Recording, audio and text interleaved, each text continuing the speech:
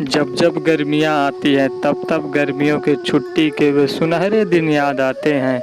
तब आज की तरह खबरों में ये जानने का कौतूहल नहीं होता था कि आज का तापमान क्या है, कल क्या होगा। वे बचपन की गर्मियाँ जब आम के पेड़ों पर आम महक उठते थे, सुबह शाम का वातावरण कोयल की सुंदर कूक से गूंजा करता था। कोयल की कूक को सुनना, फिर उसी की आवाज़ को निकालकर उसको चिढ़ाना, और वे गांव के जामुन के पेड़ भी जामुन से लद आया करते थे, जिसे बड़ी मेहनत से तोड़कर खाया करते थे। सुबह जल्दी स्कूल पहुंचकर अपनी टूटी बेंच को दूसरे कक्षा की नई बेंच से बदलने का मजा किस किस ने लिया है।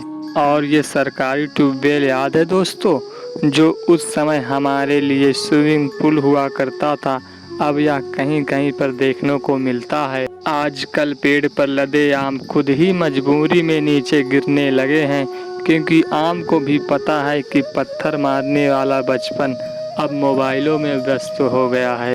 बचपन में ऐसी मलाई वाले बर्फ मिलते थे, अगर बर्फ वाला सादा बर्फ देता था तो हम लोग नहीं लेते थे, जिसमें गरी लगी होती थी उसी को लिया करते थे।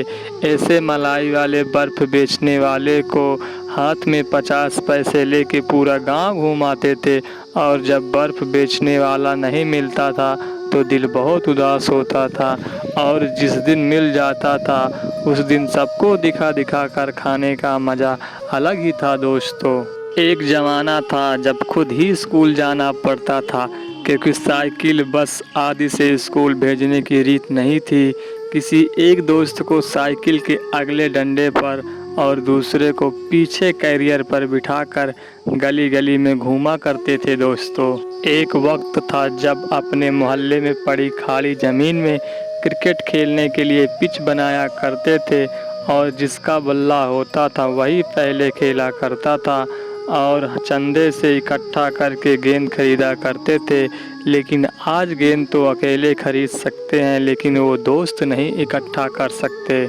पहले गर्मियों में कूलर एसी की हवा नहीं थी, तब बिजली के सताए लोग चांदनी रातों में छत पर सुकून की नींद सोते थे। न किसी का पर्सनल कमरा होता था और न करवट लेने की अपनी जगह थी। बचपन की वो पार्टी जो हम लोग अपने घरों से सामान लेके किसी बगीचे में बनाया करते थे, और घर से नमक लाने वाला बच्चा भी पूरा हिस्सा खाता था दोस्तों। एक ज़माना था जब दूसरों के यहाँ टीवी देखने जाया करते थे, वे लोग कुर्सी या तख्त पे बैठते थे, हम लोग ज़मीन पर ही बिछा के बैठा करते थे, और कभी कभी भगा भी दिया करते थे।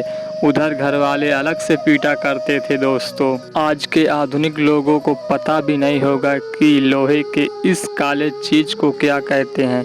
इसे कजरौटा कहा जाता है। सरसों के तेल में बाती डुबाकर फिर इसके ऊपर एक मिट्टी का बड़ा दिया, जिसे कोसा कहा जाता था। सरसों को तेल में डूबी बाती जब जलती थी तब उसकी कलिख ऊपर इकट्ठा हो जाती थी।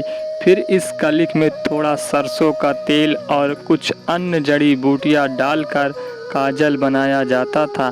फिर इसे हर रात सोने से पहले सभी की माताजी सभी बच्चों को काजल लगाती थी, और जब सुबह उठकर आँख मसलते थे तब हम बच्चों की हालत कुछ ऐसी ही होती थी दोस्तों। उस समय के गांव की एक खूबसूरत सुबह, यह गाड़ी गांव के हवाई जहाज होते थे।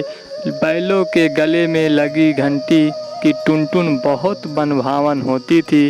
गांव में जिसके पास बैलगाड़ी होती थी वह बड़ा किसान या धनवान माना जाता था दोस्तों। हमारे बचपन का टाइम पास कुछ अलग ही था। जब मोबाइल और इंटरनेट नहीं था तब हम इसी को दूसरे के कपड़ों और बालों में चिपकाया करते थे दोस्तों।